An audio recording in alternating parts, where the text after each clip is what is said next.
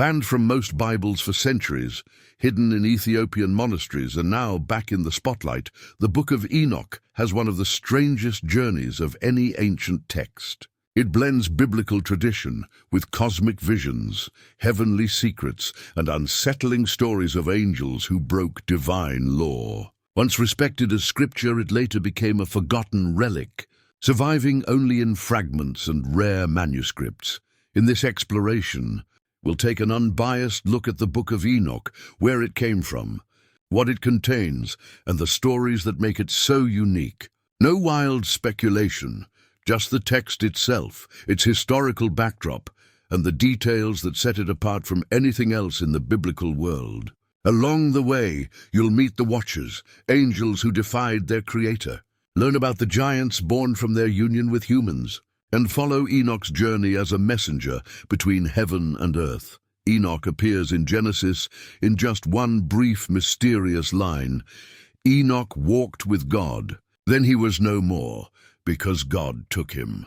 That single verse has inspired centuries of speculation. Did God took him mean that Enoch died in a special way, or that he never died at all? The Bible offers no explanation, only a sense of mystery. Out of all the patriarchs who lived before the flood, Enoch's story stands apart. Later, the New Testament's letter to the Hebrews adds that Enoch was taken from this life so that he did not experience death, while the short letter of Jude even quotes from the Book of Enoch itself, portraying him as a prophet who foretold divine judgment. These brief mentions helped establish Enoch's image as a man with an extraordinary connection to the divine. Outside the Bible, ancient Jewish writings expanded on this image dramatically. Enoch became the scribe of heaven, recording the deeds of humanity for God's judgment. Some texts describe him as an intercessor for rebellious angels. Others, as a visionary, shown the hidden workings of creation, the paths of the stars, the storehouses of the winds, and the fate of the righteous and the wicked. These depictions didn't emerge in isolation. Across the ancient Near East, there were similar tales of antediluvian sages, figures who lived before a great flood and were entrusted with divine knowledge. In Mesopotamian myth, the king Enmeduranki was said to have received secret wisdom from the gods before being taken into their assembly, a story that echoes Enoch's own. Enoch's position as the seventh generation from Adam may also carry symbolic weight. In the ancient world, the number 7 often represented completion or perfection. Being the seventh could mark Enoch as someone set apart, destined for a special role beyond ordinary human life. But perhaps the greatest question is why such a brief biblical mention inspired such a vast body of literature. What we now call the Book of Enoch, or more accurately, the Books of Enoch, is not a single work written by one author, but a compilation of several writings composed over centuries. Scholars generally date its formation between the 3rd century BCE and the 1st century CE, a period of intense religious and political change in the Jewish world. This was the era of the Second Temple, when apocalyptic literature, texts revealing heavenly secrets and divine judgment, was flourishing. Enoch's writings fit that atmosphere perfectly, yet they also stand out for their depth and complexity. The Book of Enoch is made up of several parts: the Book of the Watchers, the Book of Parables, the Astronomical Book, the Book of Dream Visions, and the Epistle of Enoch. Each has its own tone and themes, suggesting different origins and authors. Together, they form a sweeping vision of rebellion, judgment, and cosmic order. The original language was likely Aramaic, later translated into Greek, and most fully into Ge'ez, the ancient Ethiopic language. Here the story takes an unusual turn. While the Book of Enoch faded from Jewish and Christian use, the Ethiopian Orthodox Church preserved it in full, considering it sacred scripture. For centuries, it survived only there, hidden from the wider world.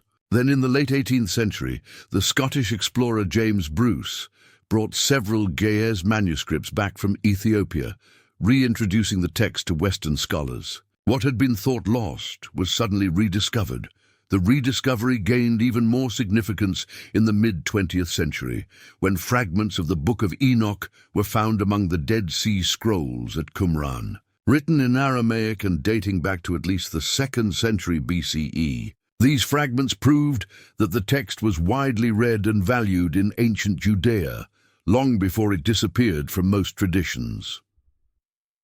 Understanding the Book of Enoch also means understanding its world. Second Temple Judaism was diverse, full of debate about law, purity, and the nature of divine justice. People lived under foreign rule and looked for meaning in visions of cosmic order and heavenly judgment. In that context, Enoch's story of angels who fell, of hidden knowledge, and of a righteous man taken to heaven offered both warning and hope.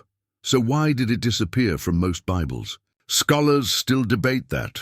Some believe its angelology and vivid cosmology were too speculative, straying beyond accepted doctrine. Others note that its harsh critiques of corrupt rulers may have made it politically inconvenient. Whatever the cause, by the early centuries of the Common Era, the Book of Enoch had largely vanished from Jewish and Christian circulation, except in Ethiopia, where it remained part of the biblical canon.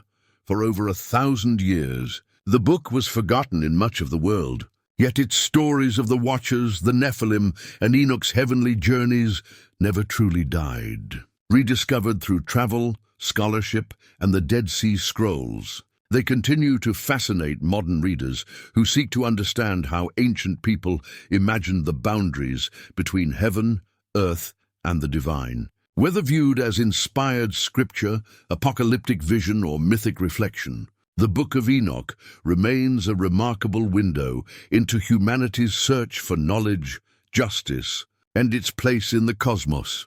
To understand why the Book of Enoch captured so much attention in the ancient world, it helps to look at its structure. The version we have today isn't a single, continuous story, but a compilation, a collection of 5 distinct works written at different times, likely by different authors, and later brought together under Enoch's name. Each section has its own tone, focus, and purpose, and that variety is part of what made the book so compelling. The text grew organically, layer by layer, reflecting the evolving interests and beliefs of the communities that preserved it. The first section, known as the Book of the Watchers, is the most famous. This is where the story of the Watchers, the angels who descended to earth, takes center stage. It tells how these heavenly beings took human wives, producing the Nephilim, the giants, and teaching humanity forbidden knowledge. The imagery is vivid and unsettling. Divine beings breaking cosmic law, the world spiraling into chaos, and Enoch himself acting as a messenger between God, the Watchers, and humankind. For many readers, this section defines the Book of Enoch, capturing its themes of rebellion, judgment, and cosmic order at their most dramatic. The second section, the Book of Parables or Similitudes, takes a different turn. Instead of describing the Watchers, it presents a series of symbolic visions about divine judgment, the fate of sinners, and the reward of the righteous. Here, a mysterious Son of Man figure appears, a messianic character who will sit in judgment over kings and the mighty. The tone is more allegorical and moral than historical, filled with scenes of celestial courts and ultimate justice. Next comes the astronomical book, also called the Book of the Heavenly Luminaries. It shifts from prophecy to science, or at least ancient attempts to understand the heavens. In this section, angelic guides reveal to Enoch the movements of the sun, moon, and stars, outlining calendars and cosmic laws. It's an intricate system that reflects the priestly fascination with timekeeping and sacred festivals. Some see it as evidence of early astronomical knowledge. Others interpret it as a spiritual reflection of cosmic harmony and divine order. The fourth section, the Book of Dream Visions, returns to narrative form through a series of symbolic animal apocalypse visions. In these dreams, human history is retold with animals representing people and nations. Sheep for the righteous, bulls for leaders, and other creatures for empires and enemies. Enoch witnesses the story of humanity from creation to final judgment, with special focus on the flood and the downfall of the Watcher's offspring. It's myth, history, and moral allegory woven together. Finally, the Epistle of Enoch brings the collection to a moral close. It contains blessings, warnings, and exhortations addressed to Enoch's descendants and to future generations. The tone is more direct, less visionary, more didactic, urging people to live righteously and avoid the corruption that once brought destruction upon the world. Though simpler in style, it still carries an apocalyptic edge, looking ahead to a final reckoning between good and evil. Taken together, these 5 parts make the Book of Enoch feel less like a single narrative and more like a small library. The tone shifts from mythic storytelling to allegory, from cosmic science to moral teaching, reflecting the diversity of ancient religious thought. Each section opens a new window into how early cultures imagined the relationship between heaven and earth, between divine order and human behavior. What makes this structure so fascinating is how deliberately comprehensive it feels. One part explores rebellion in heaven, another imagines a messianic judge, another charts the movement of the stars, and another moralizes on righteousness and corruption. The result is a sweeping vision of existence, from the hidden past to the destined future, from the visible world to the unseen realms. And so, the book begins its great story with the most haunting of all its episodes, the descent of the Watchers. In this opening tale, a group of 200 angels, led by a figure named Samyaza, make a fateful decision. They descend to Mount Hermon, swearing an oath together that they will take human women as wives, no matter the consequences. Their story expands on a brief and cryptic passage in Genesis 6:1-4, which mentions the sons of God taking the daughters of men and fathering giants. Where Genesis moves past the incident in a few lines, Enoch lingers, turning it into an act of cosmic rebellion. The Watchers' unions produce the Nephilim, giants of immense strength whose presence brings chaos and violence to the world. But their sin goes beyond physical union. They also teach humanity forbidden knowledge. Azazel instructs men in making weapons, swords, knives, shields, introducing organized warfare. Others teach enchantments, astrology, the use of cosmetics, jewelry, and the cutting of roots. To modern readers, these might seem harmless or even helpful. But in the worldview of the text, they represent knowledge granted out of order, wisdom given without divine sanction, corruption disguised as enlightenment. This act of defiance inverts the natural hierarchy. Instead of guiding humanity, the angels exploit and endanger it. For Enoch's audience, steeped in a belief that divine order sustained all life, such a breach would have been catastrophic. The story gives cosmic rebellion a human face. The angels act out of desire and curiosity, but also fear of being alone in disobedience, which drives them to swear a collective oath. That shared guilt binds them together and seals their fate. The consequences are devastating. The giants consume the earth's resources, then turn to devouring animals, and finally humans. Violence spreads, and the cries of the earth reach heaven. The Watcher's descent becomes the root of all corruption, the reason for the flood that will one day cleanse the world. Scholars have long debated what inspired this story. Some see it as a mythic retelling of a cultural upheaval, when new technologies or social changes arrived suddenly in the ancient Near East. Others think it reflects memories of real peoples, taller, stronger, or more advanced, who were later mythologized as the offspring of gods. Still others read it as a moral allegory about the dangers of knowledge without restraint. Whatever its origins, the Watcher's tale stands out for how detailed and textured it is. The author names the angels, lists their teachings, and situates their rebellion in a real landscape. Mount Hermon, a place already known in antiquity for its sacred associations. The specificity gives the myth weight and realism. We can imagine the first weapons forged, the stars being mapped, The allure of ornament and enchantment, all symbols of humanity's accelerating power and its moral cost. The story's message is subtle but profound.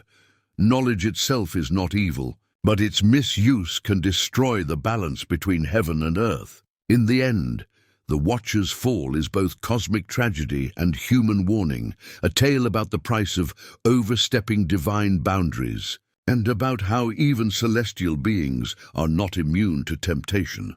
Without this episode, the rest of the Book of Enoch would have no foundation. It explains why judgment must come, why Enoch becomes the intermediary, and why the world itself needs renewal. The Descent of the Watchers remains one of ancient literature's most haunting attempts to grapple with the origins of evil, the dangers of forbidden wisdom, and the fragile line between enlightenment and ruin. As the story turns from the descent of the Watchers to the giants they produced, the mystery only deepens. Were these giants meant to be understood literally, towering beings who once walked the earth, or were they symbols of something else? Perhaps they represented empires, warrior elites, or overwhelming forces that dominated early human life. Whatever the interpretation, the Watcher's decision to cross the boundary between heaven and earth sets the stage for one of the most dramatic confrontations in ancient religious writing, a conflict that reshapes the world itself. When the Watchers took human wives, their unions gave rise to beings outside the natural order, the Nephilim. In the Book of Enoch, these giants are described as immense in both size and appetite, their existence a living consequence of angelic rebellion. At first, their strength and stature seem almost divine, but their power quickly becomes destructive. The text portrays them as consuming the earth's resources at a staggering rate, grain, livestock, wild animals, until their hunger drives them to devour humans. Violence becomes their defining trait, and their ambition turns the world into a battlefield. These are not isolated monsters, but organized, warlike entities whose conflicts spill into human realms, leaving bloodshed and ruin in their wake.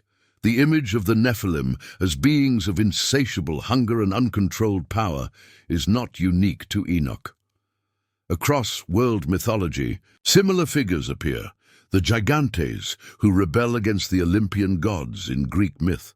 The Jötnar of Norse tradition, destined to bring about Ragnarok. And the giant cannibals of certain Native American stories, creatures of immense strength who threaten the order of the world.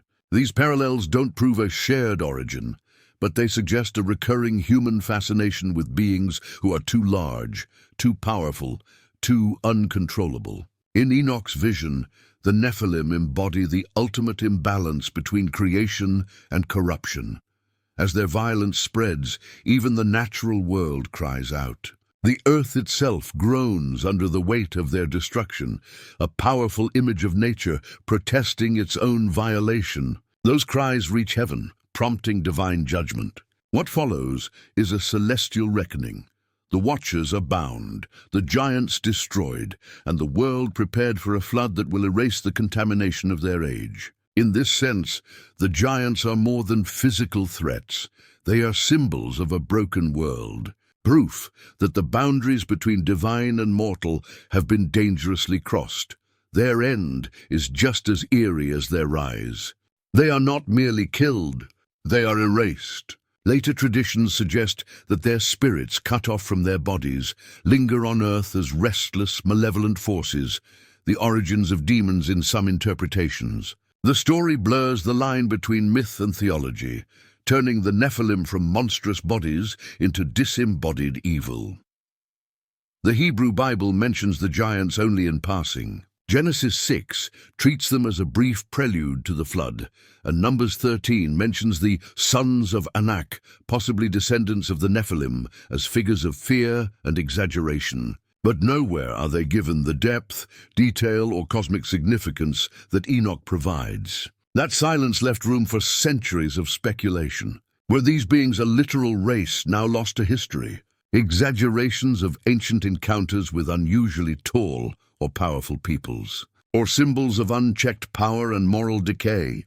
Archaeological curiosity has kept the fascination alive. Megalithic ruins, oversized tools, and ancient myths about giants have all been tied, often speculatively, to the Nephilim legend. Mainstream scholarship rejects any direct evidence, but the myth's endurance speaks to its ambiguity. The Book of Enoch gives us names, actions, and consequences, but never a definitive answer as to what the Nephilim truly were. In that ambiguity lies the power of the story. It feels at once historical and otherworldly, moral and mysterious, a memory of something that might have been, or a warning of what happens when divine and human realms collide, and so the tale moves toward its climax. The giant's rampage becomes too great to ignore, and the cries of the world reach the divine throne. Judgment is no longer abstract, it's imminent. The destruction they unleash calls for a correction of cosmic order, a rebalancing that can only come through catastrophe. The Book of Enoch presents this judgment not as a distant decree, but as something direct and personal, carried out through a single chosen messenger, Enoch himself. It is a striking reversal. Angels who once ruled the skies now wait for a human to announce their fate. God appoints Enoch as the intermediary, commanding him to deliver the verdict to the watchers. When Enoch speaks, it is with the authority of heaven itself, but through mortal lips, a poetic inversion of the hierarchy they defied. The message he delivers is final.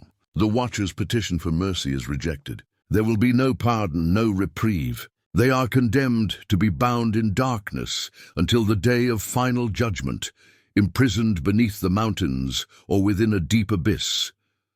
A punishment echoed in myths from other cultures. In Greek tradition, the defeated Titans are chained in Tartarus. In Mesopotamian tales, rebellious gods are confined beneath the underworld. Enoch's vision fits within this wider ancient motif of cosmic rebellion and divine retribution. The punishment serves a larger purpose. It isn't simply vengeance, it's restoration. The Watcher's fall has shattered the harmony between heaven and earth, introduced forbidden knowledge, and unleashed chaos on humanity. By imprisoning them, the story suggests, creation itself can begin to heal. The imagery is stark and haunting. Beings of light cast into blackness, chained under mountains, swallowed by the earth they corrupted. For the people of Second Temple Judaism, this story carried powerful moral weight. It warned that even divine beings are subject to the moral order, that crossing sacred boundaries has consequences. It was also a reflection of real-world anxieties. Living under foreign empires and surrounded by pagan influences, the story's audience may have seen in the Watchers a cautionary mirror of human leaders and cultures that sought power and knowledge outside divine law. Enoch's role is unique. He is not only the messenger of judgment, but also a witness. He sees the fallen angels in their confinement and records their sentence. His visions give the story a documentary quality, as if he is reporting on cosmic events firsthand. The Watchers, once proud and powerful, now beg him to intercede for them, pleading for forgiveness. But their requests are denied. There is no appeal. Their punishment is both timeless and prophetic, reaching beyond their immediate downfall to the ultimate day of reckoning.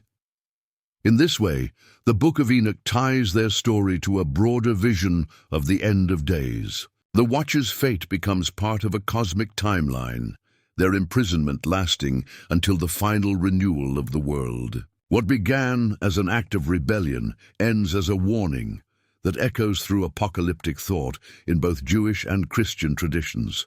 Still, the story leaves open questions. Was it meant as a veiled critique of certain religious practices, astrology, sorcery, the pursuit of hidden knowledge? Or was it built from fragments of even older myths, tales of divine beings who once walked among mortals? The parallels across cultures are undeniable, yet Enoch's version is distinct. It turns myth into moral theology, blending cosmic drama with human meaning.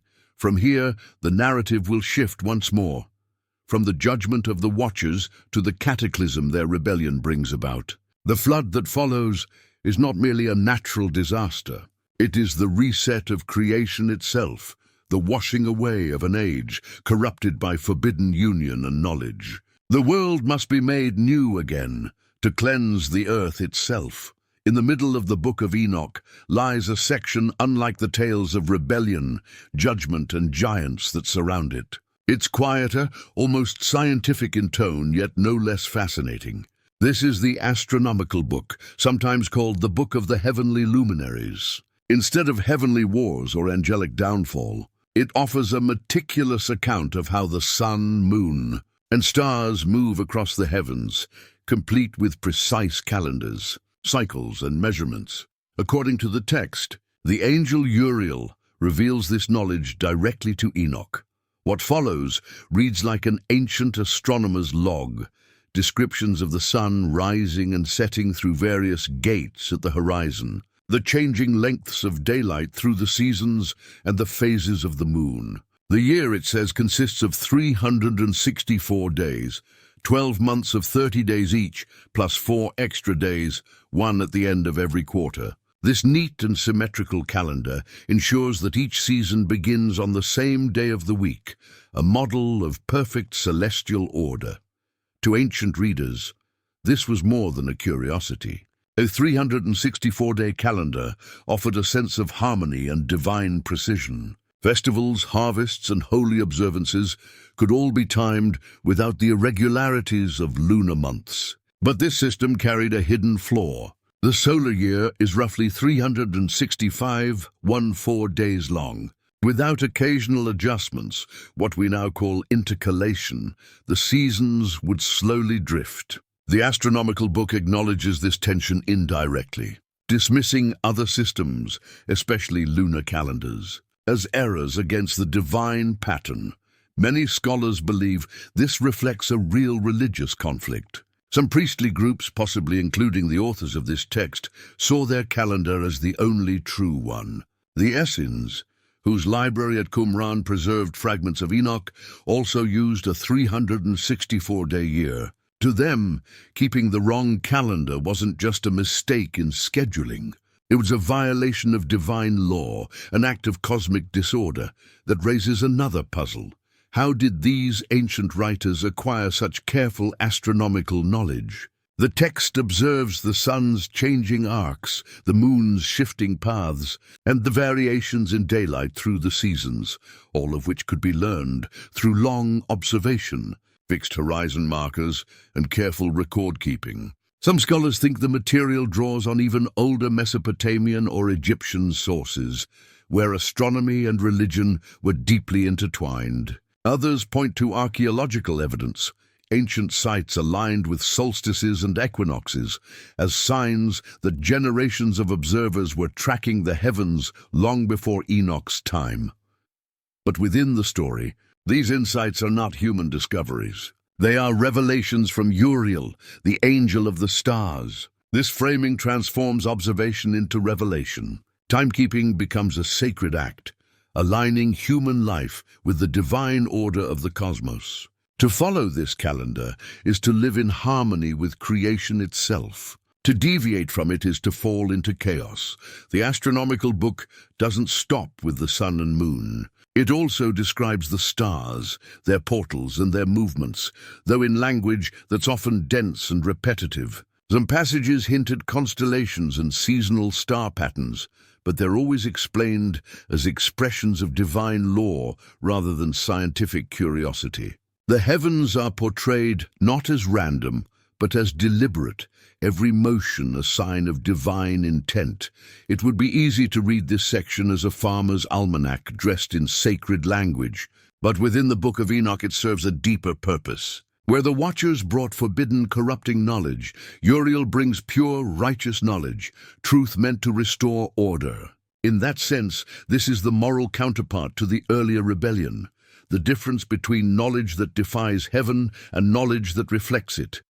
Yet a mystery remains. If this solar calendar was so important to certain Jewish groups, why did it fade from later traditions? Eventually, the lunar solar calendar used in Jerusalem became dominant. When the Second Temple fell in 70 CE, the debate disappeared with it. Still, In the astronomical book, we can hear echoes of that ancient dispute, a passionate insistence that the true calendar is not just about marking days, but about living in step with the universe's divine rhythm. Whether you see it as theology disguised as science or science clothed in theology, the astronomical book offers a rare glimpse of how ancient minds connected the stars above with the moral order below. It leaves us wondering how much of its system came from revelation and how much from generations of careful, earthbound observers watching the same sky we see today. From here, the text shifts again, from measured observation to dreamlike vision. The next section, the parables or similitudes of Enoch, returns to cosmic drama, but in a different register. It tells of judgment, restoration, and a mysterious figure who stands at the center of both, the Son of Man. These parables unfold as three great visions, each layered with meaning. The first depicts a divine courtroom, where the rulers and oppressors of the world are brought to account. The mighty are humbled, and the righteous, long trampled by injustice, are exalted. It's a radical reversal of earthly order, one that must have resonated deeply with people living under empire. The second parable introduces the Son of Man, the chosen one who has been hidden with God from the beginning of time. He is both judge and savior, a light to the nations, a refuge for the righteous, and the instrument through which creation itself is renewed. The language here is strikingly similar to passages later echoed in the New Testament.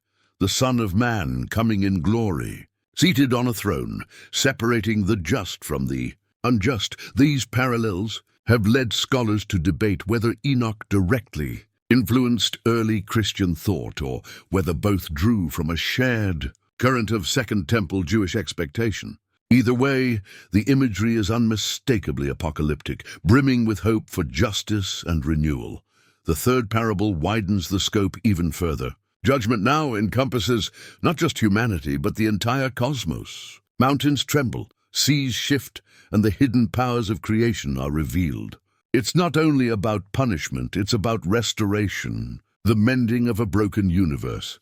Stylistically, the parables feel more reflective and moral than the earlier sections, suggesting they may have been written later as messianic ideas were evolving. The Son of Man here is more than human, yet not fully defined, leaving room for readers to project their own hopes and interpretations onto him. And then comes the enduring question: if this section resonated so strongly with ideas that later shaped Christianity, why was it excluded from most biblical canons? Perhaps it was too speculative, too open to interpretation, or perhaps its popularity among certain sects made it suspect to others. Whatever the reason, the parables of Enoch remain one of the most fascinating crossroads in ancient religious literature, where Jewish apocalyptic vision and early Christian imagery nearly meet. From here, Enoch's journey turns inward again. The visions become stranger, more symbolic, animals standing for nations, history told in dreams. In these next passages, the boundaries between prophecy, allegory, and cosmic myth blur completely. The text moves from the moral order of heaven to the mysterious patterns of the world itself, leading us deeper into the dreamlike core of Enoch's revelations. The first vision in the Dream Vision section is an epic retelling of human history, but told in a way that feels both familiar and strange. Instead of naming kings, nations, or empires, Enoch describes entire peoples as animals: sheep, bulls, birds, and wild beasts. Each type of creature represents a different group in this grand symbolic drama. The story begins with Adam and Eve, portrayed as white bulls, and moves forward through generations, depicting the rise of Israel, its struggles, and its encounters with foreign powers. This choice of animal symbolism may have been more than a literary device. It could have served as a kind of coded language. In a time when open political criticism could be dangerous, writing in allegory allowed the author to comment on real-world conflicts while staying beneath the notice of authorities. Those in the know could recognize which animals represented which nations or leaders, while outsiders might see only a strange fable. As the vision unfolds, the animal world grows increasingly chaotic. Sheep often symbolize the faithful, while darker, predatory beasts represent the oppressive empires that attack, scatter, or enslave them. Angelic figures, sometimes appearing as men, step in to guide or punish, blurring the line between earthly and heavenly events. The result is a sweeping portrayal of history under divine supervision, where every rise and fall, every act of corruption or faithfulness, becomes part of a cosmic pattern of justice. The second vision shifts tone entirely. It abandons the animal allegory of nations for something far more apocalyptic, a symbolic retelling of the Genesis flood.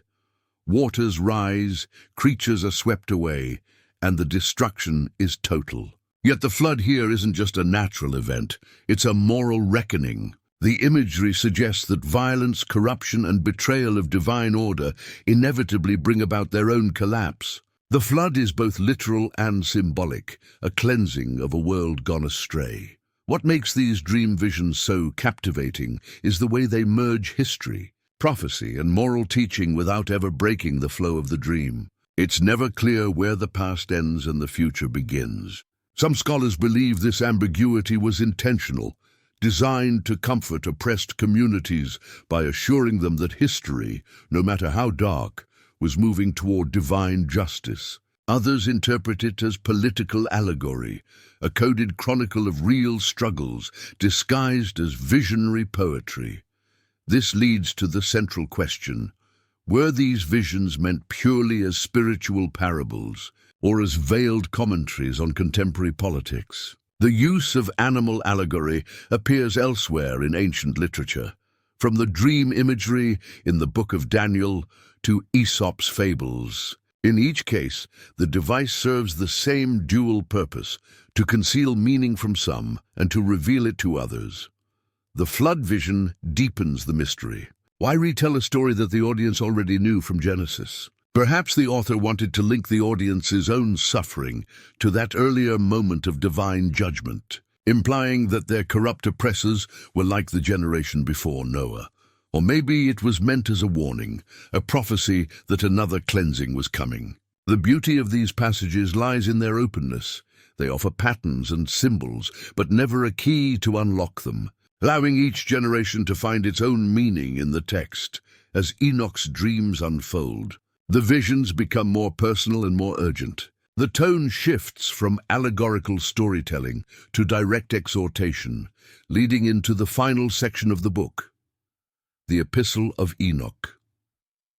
The Epistle of Enoch closes the collection on a different note. It is shorter, more straightforward, and far more moral in tone. Gone are the sprawling cosmic battles and cryptic symbols. In their place, Enoch speaks with the voice of a teacher or prophet, addressing his descendants and future generations. The tone is urgent and practical, a call to righteousness in a corrupt world.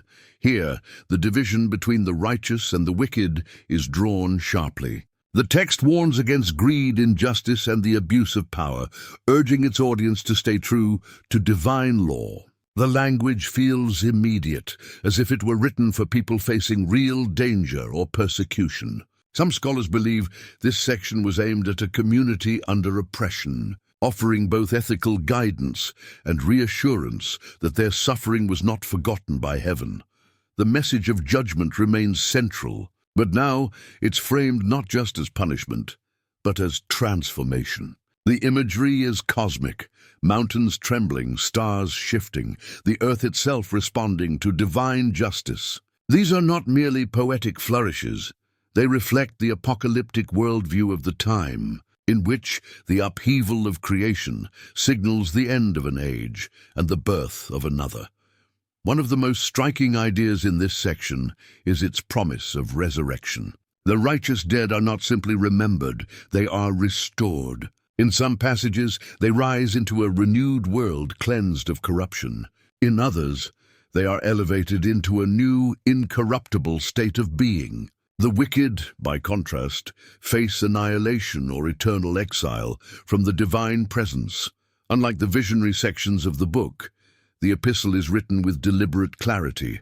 After all the mysterious dreams and symbols, the message here is plain. Remain faithful, resist corruption, and trust that justice will come. Yet even in its directness, there is mystery. The transformation it describes is vivid, but not fully explained, leaving the reader to imagine what resurrection and renewal might truly mean.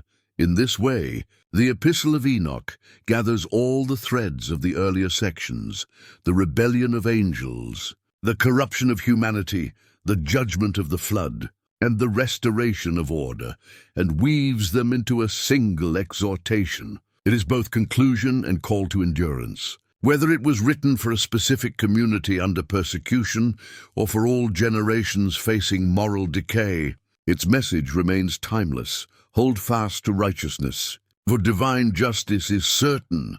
After this final appeal, the story of the Book of Enoch extends beyond its own pages. Over the centuries, it followed a path as dramatic as any of its visions. In the Second Temple period, the Book of Enoch held high esteem among some Jewish groups. The Dead Sea Scrolls, found at Qumran, include multiple copies, suggesting that communities like the Essenes regarded it as authoritative. Its vivid descriptions of purity, angelic hierarchy, and cosmic judgment fit comfortably alongside other apocalyptic texts of the era. But outside these circles, its status waned. Rabbinic writings from later centuries barely mention it, indicating that it fell out of favor within mainstream Judaism. Early Christians, however, embraced it enthusiastically. The New Testament's letter of Jude directly quotes Enoch, describing the Lord coming with 10,000s of his holy ones to execute judgment. This shows that early believers viewed it as a respected, or at least familiar text. Church fathers such as Tertullian even defended its authenticity, arguing that it had been rejected by Jewish leaders precisely because it contained prophecies about Christ. But this acceptance didn't last. By the 4th century, as the boundaries of the Christian canon were solidifying, Enoch was left out. Questions about its authorship, its lack of Hebrew originals, and its unconventional cosmology worked against it. Over time, it vanished from mainstream Christian and Jewish traditions, preserved only in scattered fragments and quotations, yet in one remarkable place it survived intact. In Ethiopia, the Book of Enoch continued to be copied, read, and revered. The Ethiopian Orthodox Tewahedo Church preserved it in full, in the ancient Ge'ez language, as part of its biblical canon. When European explorers rediscovered it in the 18th century, it was through Ethiopian manuscripts that had safeguarded it for over a millennium. How and why Ethiopia became the last refuge of Enoch remains uncertain. Some suggest early Christian missionaries carried it south before it was suppressed elsewhere. Others believe it was preserved through ancient Jewish communities already established in the region. Whatever the path, the result is astonishing. A text once revered, then rejected, forgotten by most of the world, yet kept alive in a distant highland tradition. It leaves one final question hanging in the air. Was Ethiopia's preservation of the Book of Enoch a historical accident, or a deliberate act of faith, a decision to keep alive a vision that others found too dangerous or too mysterious to include? Whatever the answer, the story of Enoch has outlasted empires, councils, and centuries of silence. From its ancient visions of angels and cosmic order to its rediscovery in modern times, it continues to speak to something deep in the human imagination, the search for meaning between heaven and earth, and the conviction that even in chaos, divine order waits to be revealed. There was never a single reason the Book of Enoch was left out of most Bibles. Its exclusion came from a web of theological unease, practical issues, and political choices about which voices would be allowed to define sacred truth. And as in many such cases, the official explanations may not tell the whole story. One of the clearest points of tension lies right at the heart of the book, the story of the Watchers, the angels who descend to earth, take human wives, and produce the Nephilim giants. This isn't a minor subplot. It's the central drama of Enoch's opening section. For mainstream Jewish and later Christian authorities, that story posed serious theological problems. Could angels really fall? Could divine beings transgress so drastically? And if they could, what did that say about the created order and God's control over it? By the time the biblical canon was being formalized, such ideas clashed with a growing insistence on angelic purity and heavenly perfection. Enoch's raw portrayal of rebellion in heaven made it too dangerous to include. The messianic imagery in the parables of Enoch added another layer of complexity. These passages describe a son of man who exists before creation and will one day sit in judgment over kings and nations. For Jewish leaders defining their faith in contrast to the rising Christian movement, this language sounded uncomfortably similar to Christian claims about Jesus. For early Christians, on the other hand, the problem was the opposite. The text never identifies this Son of Man as Jesus, and its apocalyptic details could be interpreted in ways that didn't align with official doctrine. Both sides found it problematic, though for different reasons. Even the astronomical book created friction. Its insistence on a 364-day solar calendar directly contradicted the lunar solar calendar used in the Jerusalem temple. In the Second Temple period, calendar disputes weren't mere technicalities, they were theological battlegrounds. The Qumran community, who revered Enoch's writings, viewed their calendar as divinely revealed and the temples as corrupt. Including Enoch in the canon would have been tantamount to taking sides in a live religious conflict. Practical issues didn't help. The Book of Enoch is long, far longer than most biblical texts, and clearly composite, with different sections written in different styles and eras. It lacked the unified voice of a single prophet or author, making it hard to categorize. For canon builders seeking clarity, consistency, and manageable size, it was an awkward fit. And then there were the politics. Deciding what counts as scripture is never just about belief. It's about authority. Canonization defines who gets to interpret the divine and who doesn't. Enoch's elaborate visions, detailed angelology, and harsh condemnations of corrupt rulers could be seen as empowering to those outside the official hierarchy. Too subversive, too open-ended. A text that granted divine revelations to a figure operating entirely outside temple or church structures was inherently destabilizing to established authority.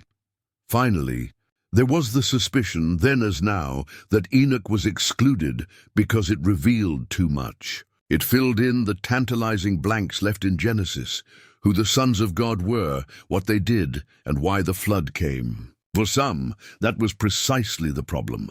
It said the quiet part out loud.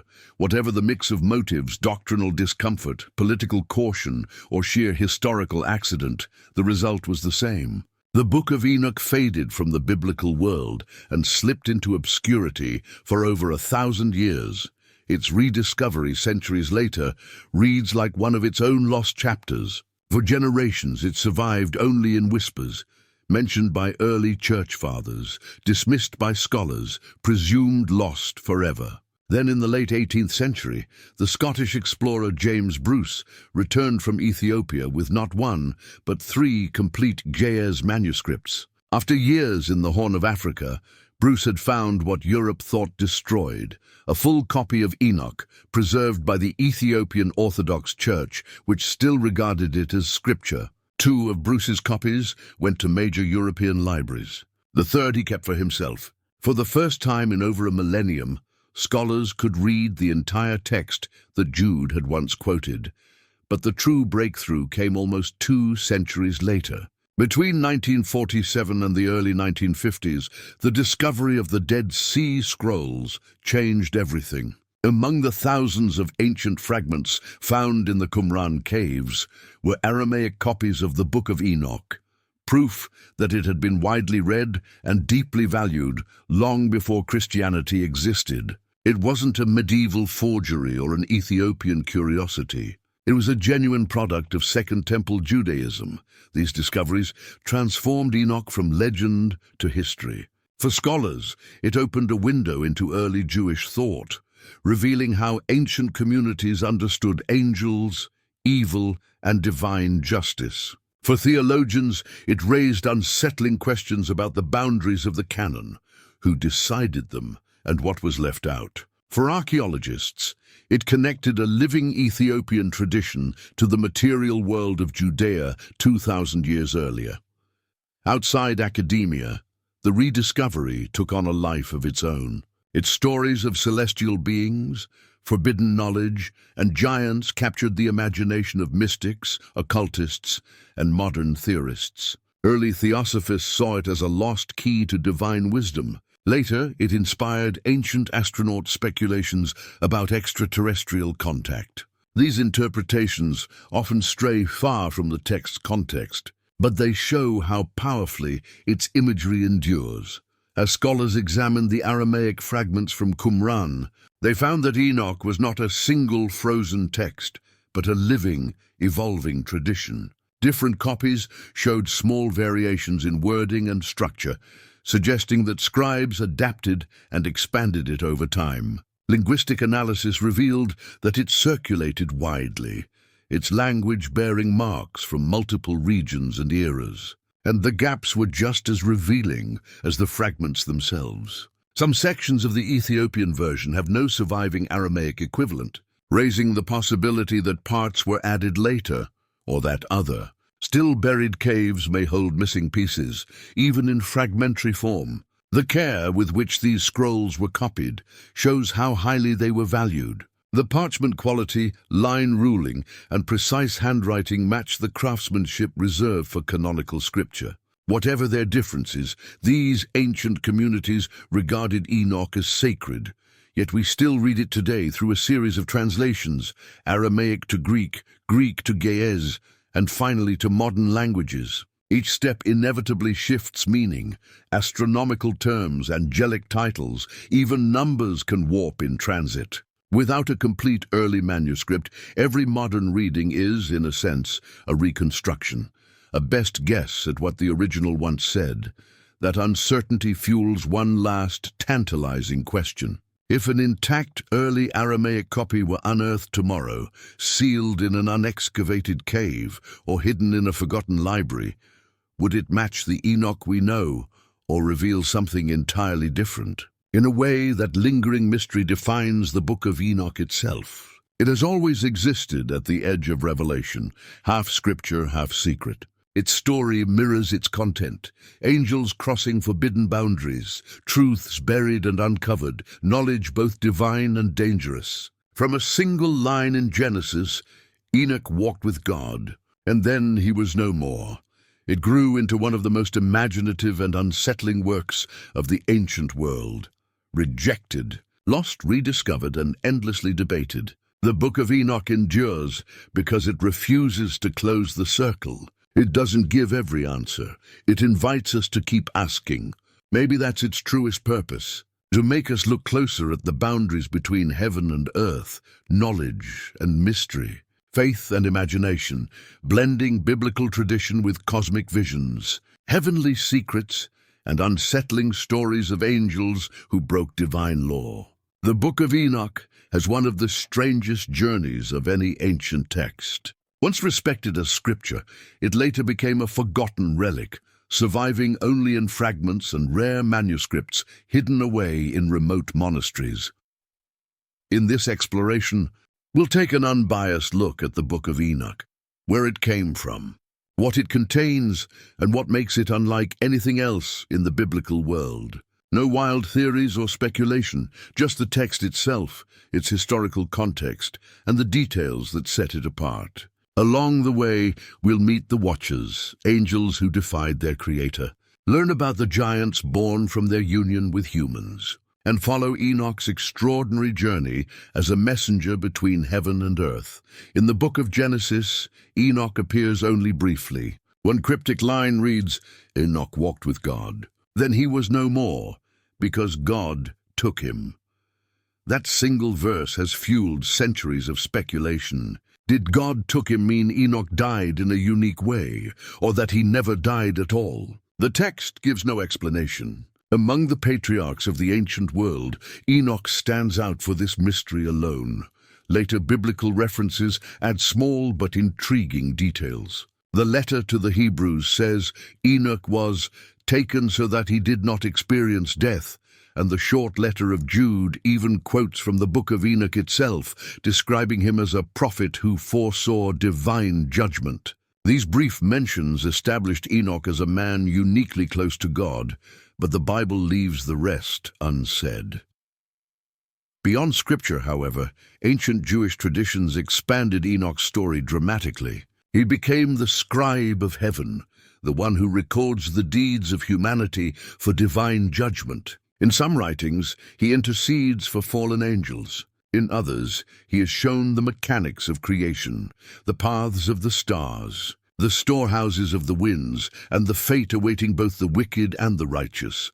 This transformation of Enoch into a cosmic figure didn't arise in a vacuum. Across the ancient Near East, cultures told stories of wise, pre-flood figures entrusted with divine knowledge. In Mesopotamian myth, for instance, the king Enmeduranki was said to have received secret wisdom from the gods before being taken into their assembly. The resemblance to Enoch is striking. Both are righteous, both receive heavenly knowledge, and both mysteriously vanish from the world. Even Enoch's position as the seventh generation from Adam may carry symbolic weight. In ancient thought, the number 7 often represented completion or divine order.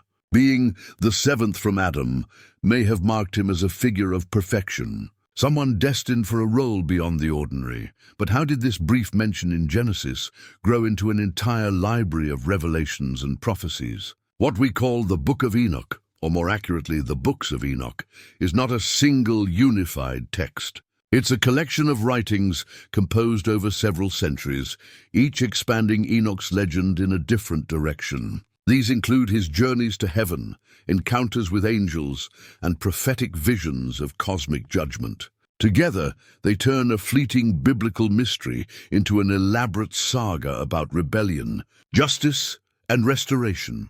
For the communities that preserved these writings, Enoch was far more than a righteous man. He was a bridge between heaven and earth, a symbol of divine insight reaching the human world.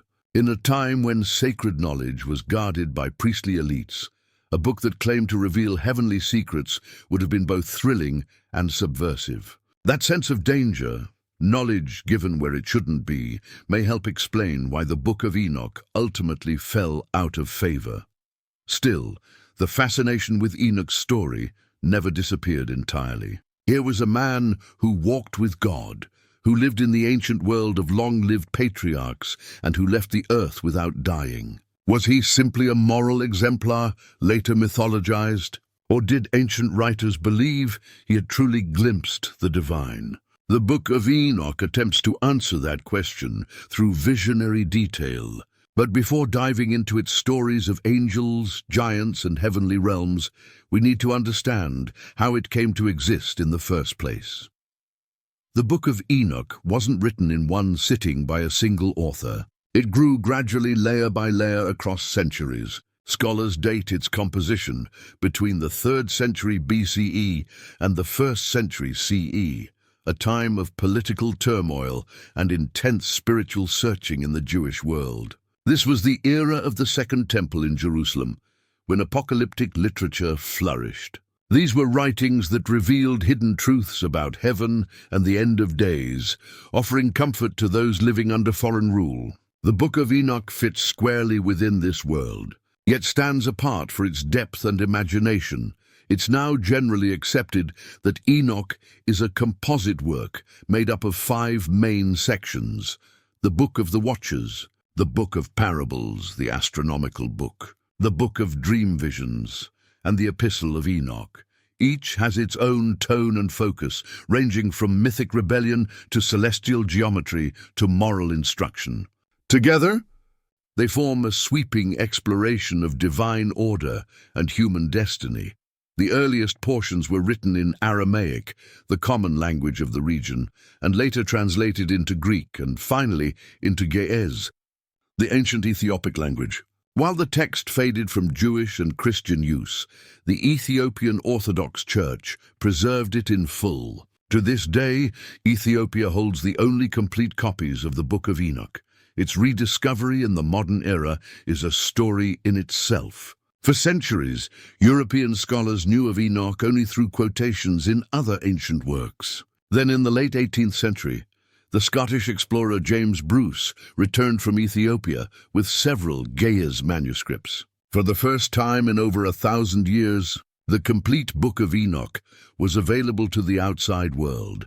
That discovery was confirmed and expanded in the mid-20th century with the finding of the Dead Sea Scrolls near Qumran. Among them were Aramaic fragments of Enoch, dating back to at least the 2nd century BCE. This proved that Enoch was not an obscure Ethiopian curiosity. It was widely read and revered in ancient Judea long before it vanished from most traditions. The world in which Enoch was composed was anything but monolithic. Second Temple Judaism was full of competing voices. The Pharisees, Sadducees, Essenes, and others, all debating the right way to interpret Scripture and live under divine law. The apocalyptic visions of Enoch spoke directly to that diversity and uncertainty. For people struggling under foreign domination and moral corruption, its promise of judgment and restoration offered both warning and hope. And yet, for all its influence, the Book of Enoch was ultimately left out of the Hebrew and Christian canons. The reasons are complex: its speculative cosmology, its detailed angelology, its unconventional theology.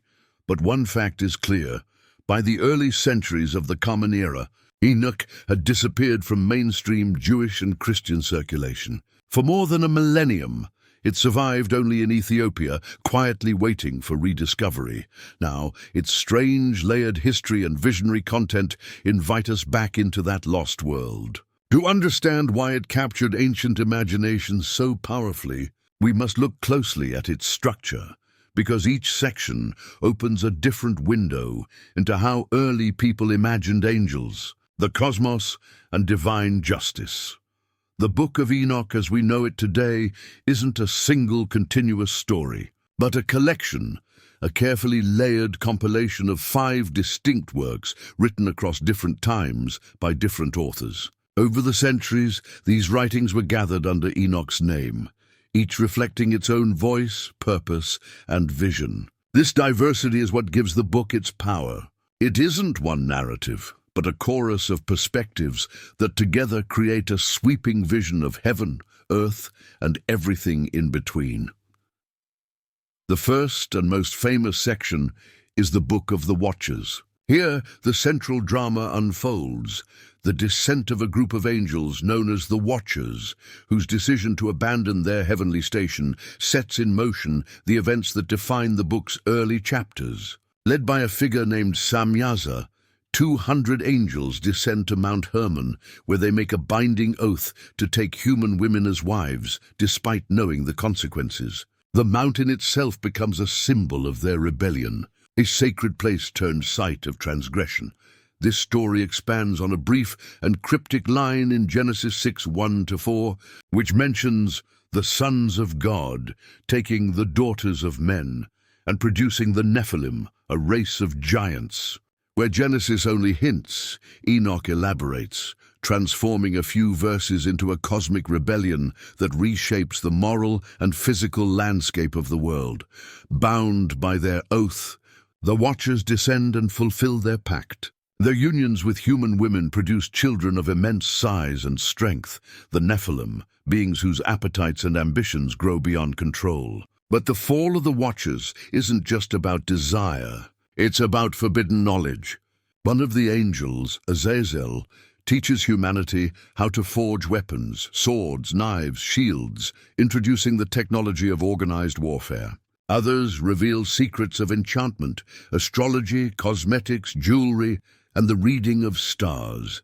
To modern eyes, these might seem like ordinary skills or early science, but in the worldview of the text, they are premature revelations, wisdom meant to remain hidden, given too soon and for the wrong reasons. Knowledge itself isn't condemned, but its misuse is portrayed as catastrophic.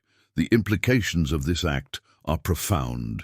Instead of guarding humanity, the angels corrupt it. The balance between heaven and earth collapses. Violence spreads as the giants devour the land's resources, then turn on animals, and finally on humans. The earth cries out beneath the weight of their destruction, a cry that ascends to heaven and compels divine intervention.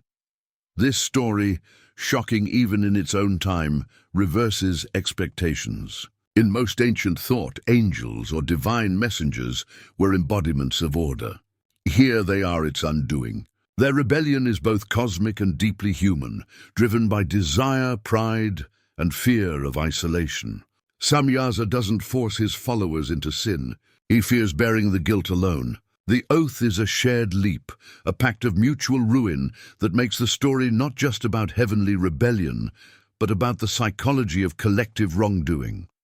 The detail in the text is what makes it so striking. We aren't simply told that knowledge entered the world, we're shown what kind. The making of weapons, the beautification of the body, the study of the stars, all acts of creativity that come with a cost. These specifics suggest the author was drawing on older cultural memories. In Mesopotamian myth, for example, sages called the Apkallu were said to have descended from the gods to teach humanity the arts of civilization before the Great Flood. The Watchers may be echoes of those figures, recast not as culture bringers, but as corruptors whose gifts come at a terrible price. Mount Hermon, where they swear their oath, anchors the myth in real geography. In the ancient Near East, this mountain, straddling the modern borders of Lebanon and Syria, was often seen as sacred, a liminal space between heaven and earth. By placing the rebellion there, the story situates the celestial drama within the physical world known to its audience. The Book of the Watchers captures the heart of what makes Enoch so distinctive. It fuses myth and morality, the human and the divine, into one continuous vision of order and collapse. For Enoch himself, this is where his role begins. He becomes the intermediary, the one chosen to speak for both sides, to carry messages between God and the fallen angels. Without this episode, the rest of Enoch's journey, his visions, prophecies, and cosmic revelations would have no foundation. The descent of the Watchers is the event that explains the corruption of the world and sets the stage for the flood that will cleanse it. But beyond theology or morality, the story also poses timeless questions. What happens when knowledge arrives before wisdom? When curiosity outpaces restraint? When power is used not to guide but to dominate? The Watcher's fall is not simply a tale of divine punishment. It's a meditation on the cost of crossing boundaries. Angels, like humans, are shown to have agency. They can choose rebellion, but they cannot escape its consequences. Their act ripples through creation, altering everything it touches, and as we turn from the descent itself to the beings it produced, the Nephilim, the giants whose hunger and violence overrun the world, the mystery only deepens. Were these giants meant to be taken as literal beings or as symbols of unchecked power and chaos? Whatever the case, the Watcher's rebellion marks the point where heaven and earth collide, setting in motion one of the most haunting dramas in ancient religious literature, a story of ambition, ruin, and divine judgment that would echo across centuries. Were the giants meant to be taken literally, or were they symbols of something larger, like empires, warrior elites, or unstoppable forces that once dominated human life? Whatever they represent, the Watcher's decision to step down from heaven unleashes one of the most dramatic conflicts in ancient religious literature, a clash that reshapes both earth and heaven. When the Watchers descend and take human wives, their unions produce something entirely outside the natural order, the Nephilim. In the Book of Enoch, they are described as giants, immense in size, strength, and appetite. Their very existence is a living sign of the angels' transgression, proof that the laws dividing heaven and earth have been broken. At first they seem awe-inspiring, towering over humanity, but their might quickly becomes monstrous. The text describes how their appetites grow insatiable. They consume the earth's food, its animals, and finally its people. Violence and domination become their way of life. Enoch doesn't portray them as lone monsters, but as armies, organized, warring powers whose conflicts devastate the world. Their rampage fills the earth with blood, and their wars spill into the human realm. Civilization collapses under their weight. The image is one of imbalance on a cosmic scale, beings too large, too hungry, and too violent for the world they inhabit. This theme isn't unique to Enoch. Myths of destructive giants appear across cultures. In Greece, the Gigantes wage war against the Olympian gods. In Norse tradition, the Jötnar are ancient, chaotic beings, destined to clash with the gods at Ragnarok. Even among Native American tribes, legends tell of giant cannibals defeated by ancestral heroes. These parallels don't prove the Nephilim existed, but they hint at something universal, an ancient human memory of forces that seem too vast and uncontrollable to be merely mortal. In Enoch's account, the violence of the giants becomes so overwhelming that the earth itself cries out to heaven. This personification of nature, groaning under corruption, marks the story's turning point. The cries reach God, who decides that the world must be cleansed. What follows is divine intervention on a cosmic scale. The Watchers are bound in darkness, the Nephilim are destroyed, and the stage is set for the Great Flood, a judgment meant to reset creation. But the giants are more than just physical threats. They symbolize a world out of balance, a warning about what happens when divine boundaries are crossed. Their destruction isn't only punishment, it's restoration, a reassertion of order after rebellion. Enoch's text lingers on their aftermath. The giants' bodies perish, but their spirits remain, restless, corrupted, and earthbound.